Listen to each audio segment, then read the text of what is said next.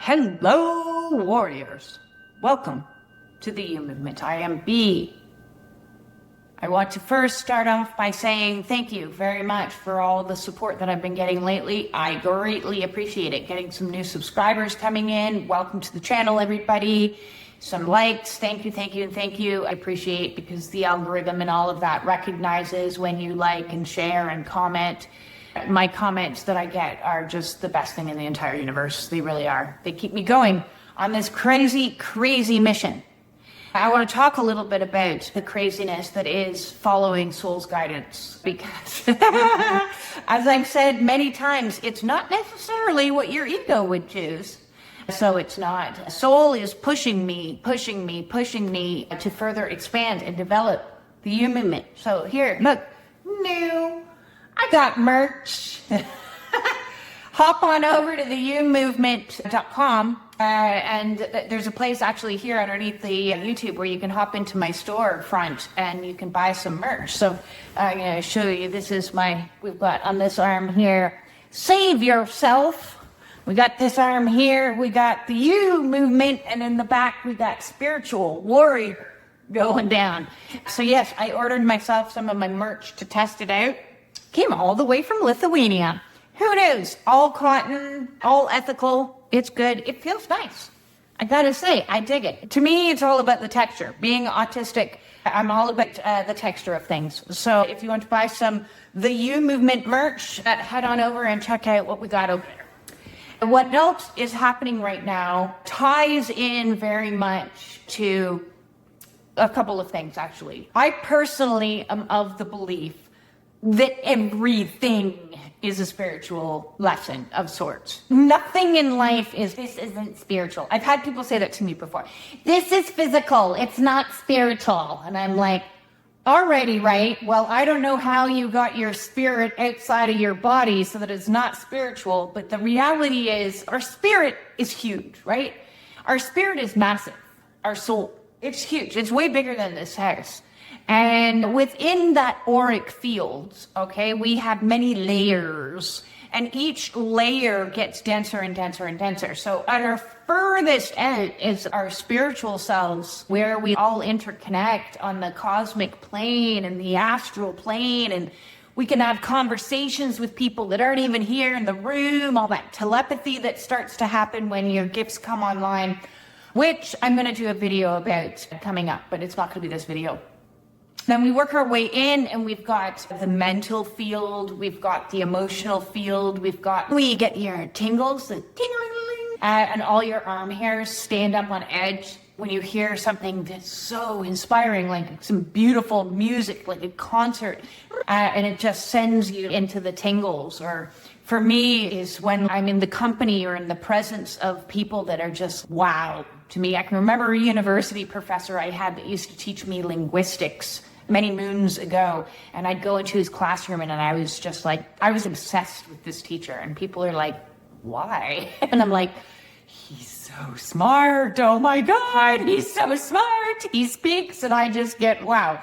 So when you're in the company of greatness, it's like that etheric tingle. Your spidey sense could also be attributed with this when things feel off. So when things feel good, yay. When things feel off, get out of here, run for your life.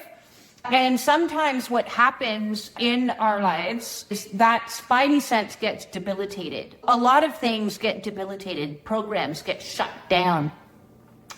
It's caused me nothing but problems. I've had to learn so many lessons along this awakening journey. And one of the lessons that I've had to learn in the past is the lesson of intuition, which says, get out of here, or this feels good. Sometimes we can't know what feels good for us because it's been disabled. Because when we were children, we were raised in an environment where we didn't have a choice between what felt good and what didn't feel good. We just had to do what we were told to do, right? So it got overridden. And this can be because of trauma, or it can just be because of our social beliefs around child rearing. 30 years, 50 years ago, 100 years ago, 2,000 years ago, the social norms for child rearing have really been going through dramatic shifts and changes. There's new approaches to parenting, but when I was a child, I was ruled by an iron fist. and do as I say, and don't pay attention to what I do. But do as I say, or there's going to be consequences for that. I don't care if you like it or if you don't like it. Certain situations like food. I was told to eat what was put in front of me and be thankful because there's starving children in Africa. It's not like I could have sent them my food, but a little bit of guilt tripping going on in there, as well as you better finish everything on your plate, regardless of what your body says. So we've learned two lessons. We've learned the lesson of what I like or what I don't like doesn't matter. And we've also learned the lesson of when my body sends an impulse that says I'm hungry or I'm not hungry, it doesn't matter. Your connection to your body becomes disconnected. So you eat what you're given and you be grateful for it. That's just one example. I could go off on a tangent that could last easily, 4 to 5 hours, if not more, on parenting and how it's not in alignment with spirituality. But that's a different video. What also happens when we're children raised in toxic or narcissistic, or even the structure that is the age of Pisces way of doing things, is to make decisions based upon expert opinion outside of ourselves. And so we learn to override our intuition, which gives us the I like this, I don't like this. I want this, I don't want this. We override that. And then second, we override our decision-making capabilities because we're no longer paying attention to what the body says, the intuition says, or our emotions say. So we have to rule by consensus.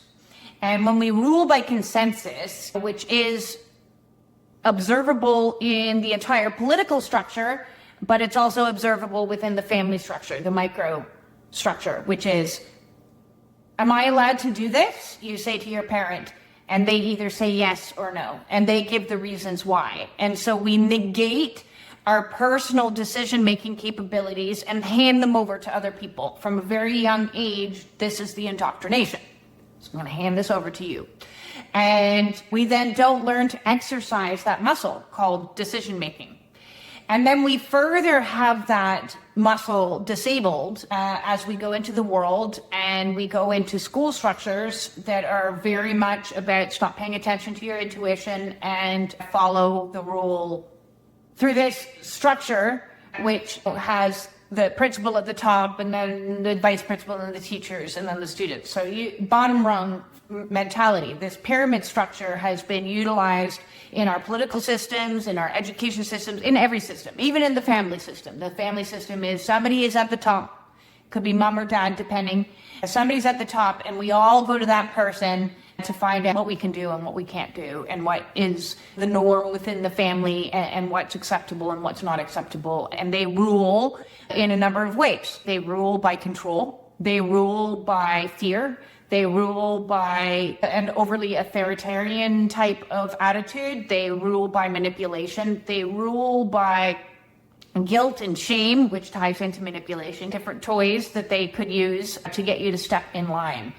And so the problem therein lies is if you aren't raised to make decisions on a regular basis from the time that you're young is when it should start. So that should look like, oh, what sweater do you want to wear today to your 4-year-old, right? Because you give them a choice and then they get to choose. That way they're learning to use the muscle that is choice, okay? But when choice is taken away from you and you have to do as you're told and wear your hair as you're told or wear the clothes that you're told because they buy them for you and you don't get to pick them, or your room is decorated for you, not really how you wanted to do it, or anything else, where you go, what you do, how you do it, this, that, and the other, it's directed by somebody else. Basically, that choice, which is solar plexus energy, that choice point of standing in your own personal power, and then authenticity, which is throat chakras, to step into your full power. That choice, it is debilitated. And so you've got this really weak choice muscle, decision-making muscles. And then you go through life and you start seeking counsel outside of yourself continually on what is the best choice to make. Oh, should I buy this shirt or this shirt? Should I even say to your friend, right? And your friend will say, oh, I think that one's better color. And then you say to your partners, should we do this or should we do that? And they say, oh, this, that, and the other. So you're constantly negating your own personal power because somebody else has an opinion, and then you accommodate that opinion. And it's people-pleasing or fawning is born. And on top of that, additionally bad programming. So in my case, I was told routinely, you make bad decisions. You're a fuck up. Like all the time, I make bad decisions. So I became scared. There was an inner mental program that was going on that was, I am scared to make decisions because what if I make the wrong decision? Then I'm going to get ridiculed or laughed at. Then I'm going to get scolded. Then I'm going to get consequences if I make the wrong decision. So decision making became almost like a fearful thing to do. And so here I am in the present moment of my life, and Spirit is saying to me, right, I want you to build the You movement. And I'm like, but so many decisions have to be made. There's so many decisions. So I've been building my website, as you know, and there's kinks. I'm not a website designer, and although I've had an amazing friend down in Australia helping me, she's not a web designer either. We're like fumbling along as we go, and we've made mistakes, and we've had to rectify the mistakes. And where I'm at right now is these choice points. So there are apps within the world that is Shopify, and you have to add the apps to Shopify to build your website. So with my booking system is where I'm having the most problem. And I tried an app, and I don't like it. So my first response is, I don't like the way it looks. I'm getting like intuitive hits from the I don't like. Okay? There's some things it doesn't do that I want it to do. I'm not liking it. And so I went and did the research, and I found a competitor. And I'm like, oh, this one looks better. But I don't know what to do. Oh dear, do I go with this one or this one? Do I go with BookX or Meaty? I don't know. And I'm swirling this vortex for the last week, trying to figure out what I should do. Now, many people might say, oh, this is just a 3D issue. It's not a spiritual lesson. But as I said at the beginning, absolutely everything is a spiritual lesson because you cannot remove your spirit out of your body, out of your 3D, out of your mind. You can't. So everything is a spiritual lesson. And I said, okay, I'm going to take a step back. What is the lesson here? I'm pondering that because that's not my only choice between these two. I'm in a sea of choices right now. My next choice was, do I get rid of Zoom and go with Google Meet, since I've now just registered for Google Workspace and it comes with this free program? I'm weighing the options and I'm doing all the reasonable decision making of, well, this one does this, and this one does that, and there's problems with this. So I'm identifying problems. I'm feeling ick when it comes to Zoom. There's an ick factor that's going on, and I know nothing about the world that is Google Meet. Absolutely nothing about it. But I'm weighing my options and I'm circling and I'm like, why are these decisions so difficult to make? Other people might be able to make that decision in like 5 minutes and not have a problem. Oh, this doesn't work? Great, let's try that. And if that doesn't work, great, no problem. But for me, this is bringing up the programming that is, I make bad decisions.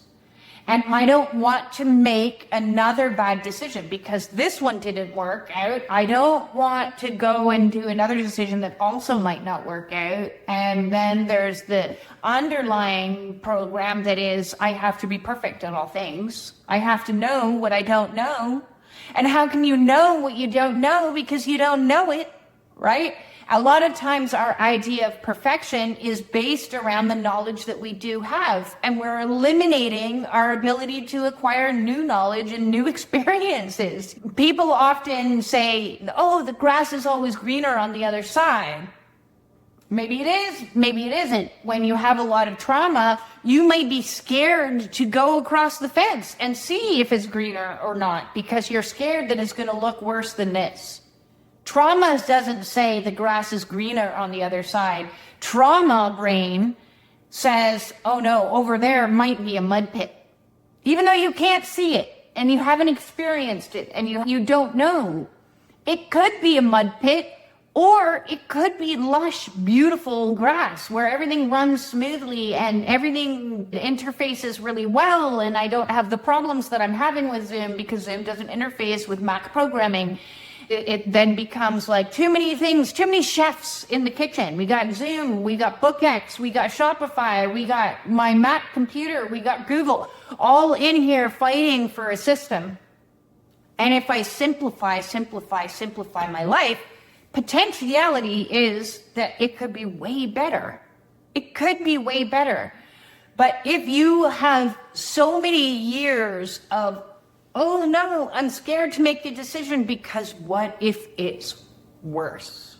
What if it's worse? And that's where the spiritual lesson comes in. The spiritual lesson comes in and says, I'm going to try. I've identified what feels ick. My intuition is going off to try something different. There is going to be risk involved in this, so it's going to require a certain degree of courage. It's going to require a certain degree of blind faith that it will all eventually work itself out, and it's going to require authenticity of this resonates with me and this one doesn't resonate with me. It's going to require action. It's going to require a whole bunch of spiritual components to this life situation. Your spirit is here having a human experience on this planet, and that experience is to experience all kinds of undesirable problems because they are testing us to grow and develop and become more in our power and more in our faith that we are being guided. But when we hold on to the old because we're afraid of the mistake that could be made, or we hold on to the old because it's our comfort zone, what we're doing is we're letting ego dictate and prolong our suffering. Because if you've identified something that you don't like and it feels icky and you stay anyways, you are choosing to prolong your suffering. So while there is fear, and it's like a bridge of fear you need to walk that brings you from this old situation, this old program, this old relationship, this old job, this old whatever it is, and bringing you into the new, and it's one step at a time. You don't get to see what it's going to look like or how it's going to feel because it's new until you take the risk, until you trust, until you relearn and reprogram the old mindset that keeps you hooked into the old.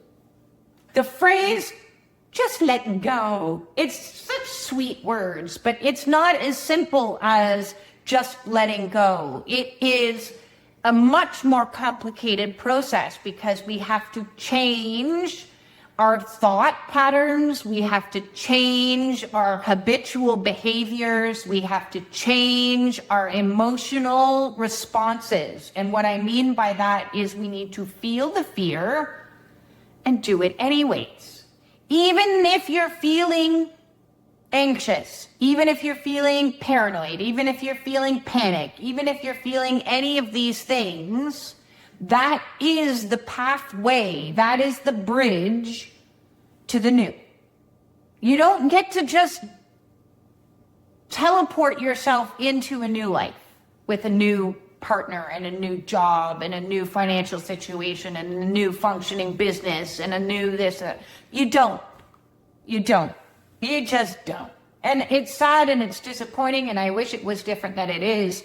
But I am taking these 3D world aggravations and treating them like spiritual lessons, which is helping me have a better perspective of the problem and say, okay, it's not really about this one or that one. It's about which one resonates with me, which one feels like the direction I want to go in, which one is appealing to me, to my sensory system, which one is soul nudging me into doing, why am I holding on, what is keeping me attached to old systems, is it simply because of comfort? So in the comfort zone, we tolerate a certain amount of discomfort because it's our comfort zone.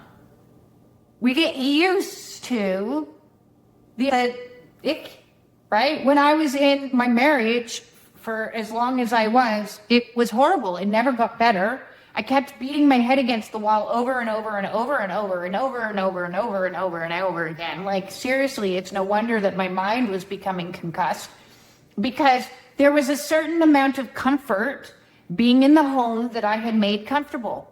There was a certain amount of comfort being in the relationship that was familiar, even though it was annoying. There's a certain amount of comfort in coexisting with somebody that is living an alternate reality because I was used to it. Being used to something doesn't mean it's the something that's for you. Being used to something means your ego has become complacent and doesn't want to take the necessary action steps to get you across the bridge into your soul self to bring you to a place of better. And what I have learned along this path, as every single time Spirit tells me to do something, I have learned if you don't, there will be consequences. And that's a motivator. I don't want the consequence of something remaining the same that is miserable. If the choice is between miserable, not functioning problems, but I'm used to those, or potentially having better systems, joy, bliss, love, anything else in my life, I am going to walk and trek through hell to get there. And that may mean facing my worst fears, whether it's a small little thing or a big thing. I posted the other day, if you unfuck one thing every single day in your life, after a year, your life is unrecognizable. And my life is unrecognizable because every time there comes a choice point where I'm learning to practice the muscle that is intuition. I'm learning to practice the muscle that is decision making. I'm learning to practice the muscle that is blind faith. I'm learning to practice the muscle which is to feel the fear and do it anyways. Suck it up. Go through the annoyance sometimes of what is required to detach. Detaching isn't necessarily easy when you have something that 80% is working or 40% is working and you need to detach all the systems. And for example, that means I need to detach my services from BookX and detach my BookX from Zoom and detach this and detach that before I can reattach to something better. So there's this place in between that's a mishmash of uncomfortable, of floating in a void of, it's not where I want it to be, but every single day I'm going to do one more thing towards it, okay? And it doesn't matter if it's as small as I'm going to organize my sock drawer because it's going to help my life become more organized, or I'm going to purge through my garage because I know in about a year's time I want to sell this house, and when it comes time to sell this house, the garage is already pre-organized. Whether it's going through your emails and creating folders for yourself and organizing so you can find the emails that you need to find easier. I have to do that as well because there's been zero organization happening in my life for the last 6 years with everything that's been happening. Kundalini has had me otherwise busy. So here I am, and Spirit's like, come on, It's time to get out of the dark night of the soul and reintegrate into the world, and that requires unfucking your taxes, unfucking your website, unfucking your Gmail, unfucking all these integrations and all these services and all this systems and all this executive functioning, so that when you get to the other side of that, you can sit back and you can focus your energy and your attention on the next thing. But you can't create the next thing while you're still going through the weeds on this thing, or you're still attached to this thing. You need to detach, you need to sort through and clear off any kind of connections that you have to old systems, old thinking, old habits, old behaviors, old addictions, old everything, for there to be new. I don't look the same, I don't talk the same, I don't think the same, I don't dress the same. Zero things in my life are the same because of this process of every time there is yet another challenge that I'm facing, I say to myself, what is the spiritual lesson in this? I didn't come down as a soul to have a human experience, which meant to just read the same chapter over and over and over and over and over. No, it's to read an entire book of the life that is me, and I'm not stuck in a chapter for a period of time, and I need to move to the next chapter, okay? So we all in this awakening process right now are moving on to the next chapter of our lives.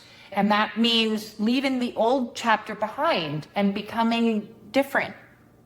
We're not the same as we were when we were infants. We're not the same as we were when we were children. We are not the same as we were when we were in our 20s.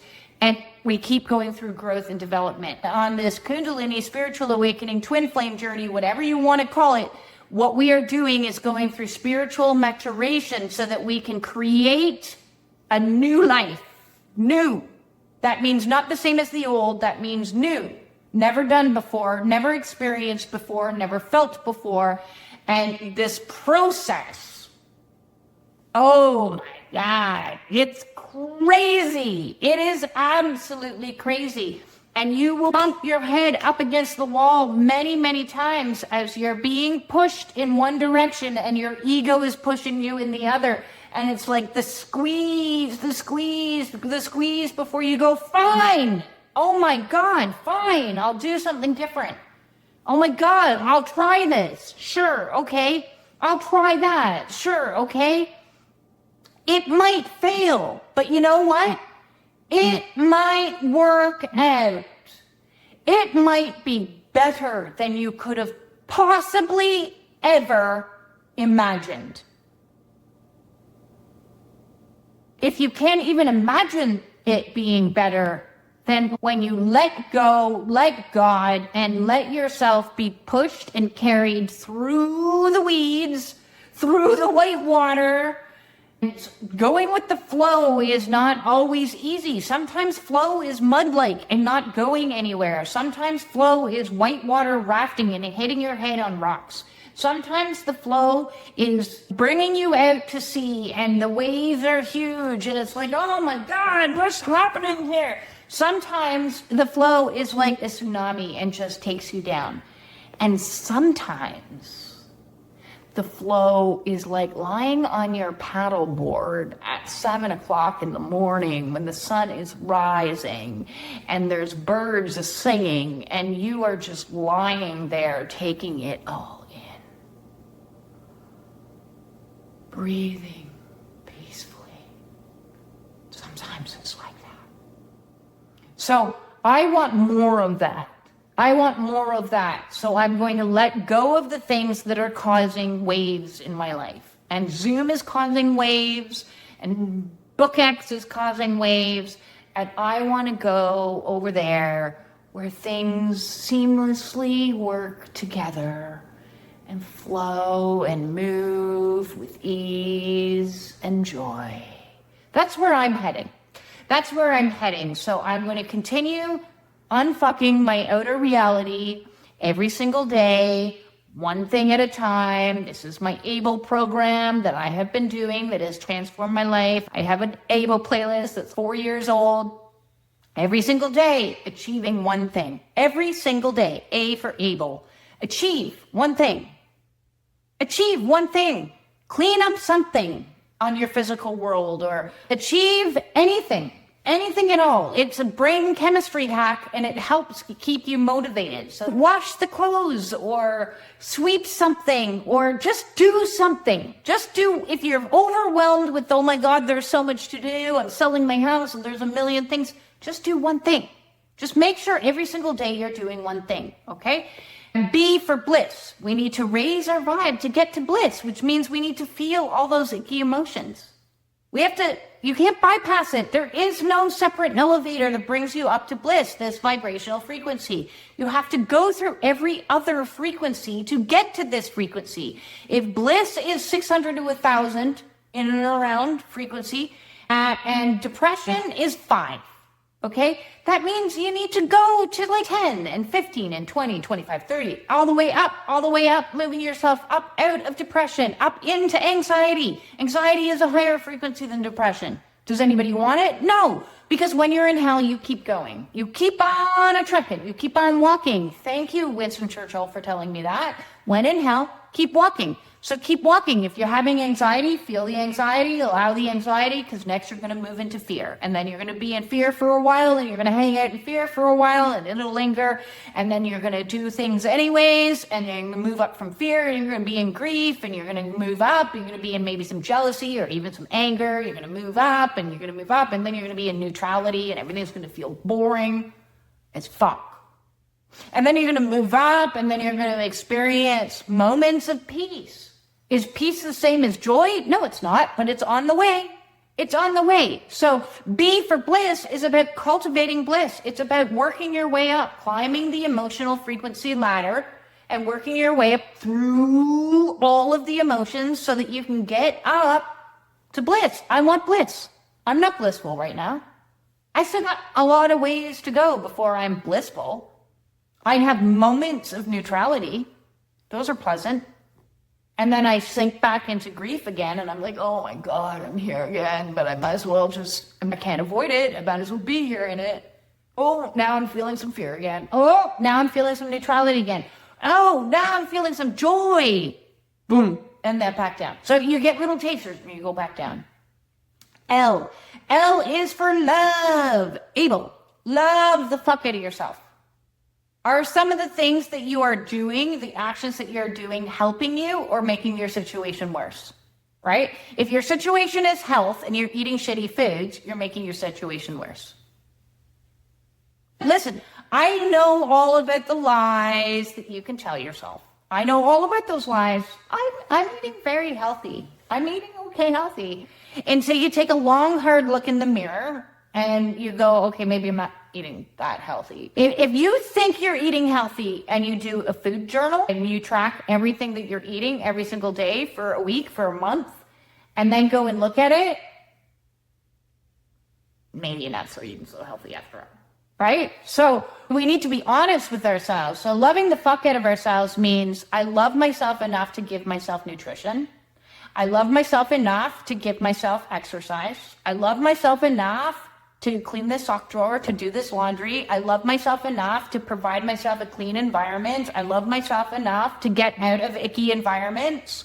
I love myself enough to seek peace. I love myself enough to sit in this anxiety and comfort myself and soothe myself and tell myself that it's going to be okay. I love myself enough to keep showing up for myself and not abandoning myself and speaking my truth and creating boundaries. And I love myself enough to do all the things that I was never allowed to do as a child. And maybe that's buy myself pink sweatpants.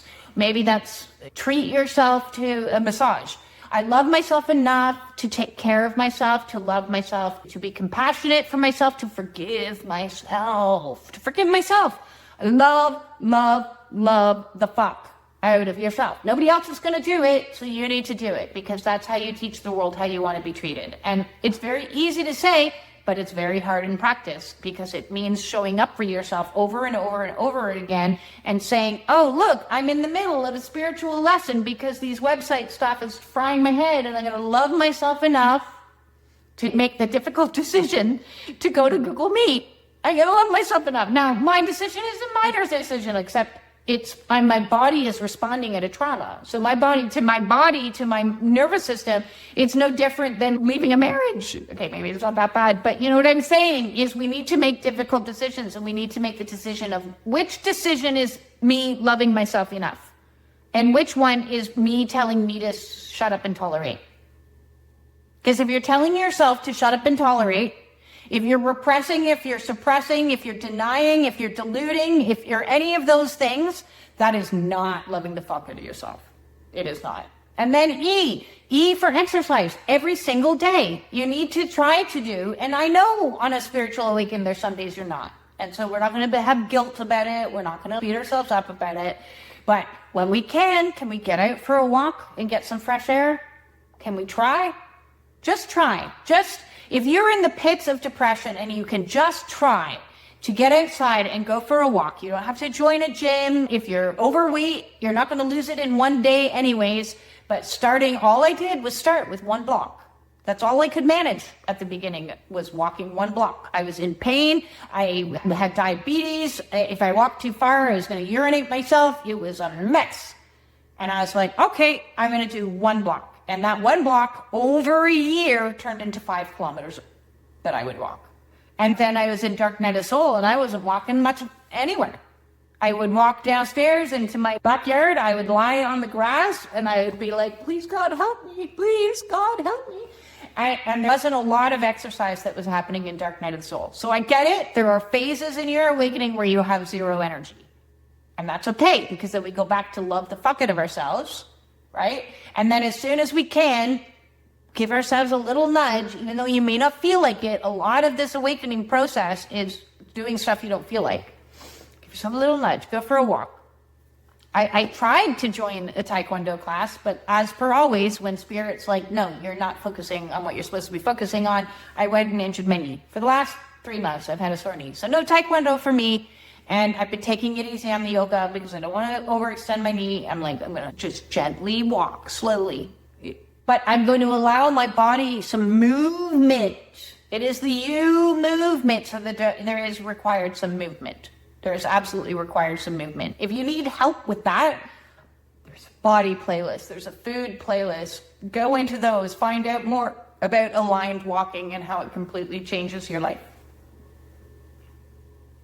I think that's everything I wanted to share in this video today, is about making decisions. Use Able to help you make decisions to move you into your better life. It's going to happen one day at a time, one action step at a time, one step at a time, one breath at a time, one annoying decision at a time when you're stuck between two. It's going to happen. It's going to happen. And if you need help, then come join the Spiritual Warrior support groups on Wednesdays and Fridays, or book a one-on-one with me and we can discuss some of the things that you're feeling the squeeze about, because it's a process. It's not easy to change your life. First you get an idea, and then there's a lot of steps and a lot of roadblocks between your idea and living your life the way you want to. Especially if it's involving divorce. That's a process in itself. You can't even file for divorce for a year. These things take time. They take time, but if you do one thing every single day and challenge yourself to look at it through the perspective of everything is a spiritual lesson. Everything. Your divorce, your illness, your disorder, I don't believe in those anymore, except for complex post-traumatic stress disorder or PTSD. A lot of those other disorders, I seriously would like to see scientific evidence to prove to me that they actually exist. Because I think everything is trauma, and trauma has influenced our minds, our emotions, our behaviors, our actions, everything. So when we get in and to the muck, to unfuck, then we can make dramatic change, dramatic, life-altering change. Thank you again for all of the comments, the likes, the shares, the subscriptions, the supers, and everything else. I really greatly love your support. It's in part what's keeping me going. Because my ego self, I'll be honest with you, my ego self would maybe like to run to Bali and live in a little house on a beach, and nobody would ever see or hear from me ever again. That's where my ego would kind of like to go. And Spirit's like, no, you need more infrastructure in your life. You need to come back into the world. And I'm like, ah, I don't want it. But soul wants it.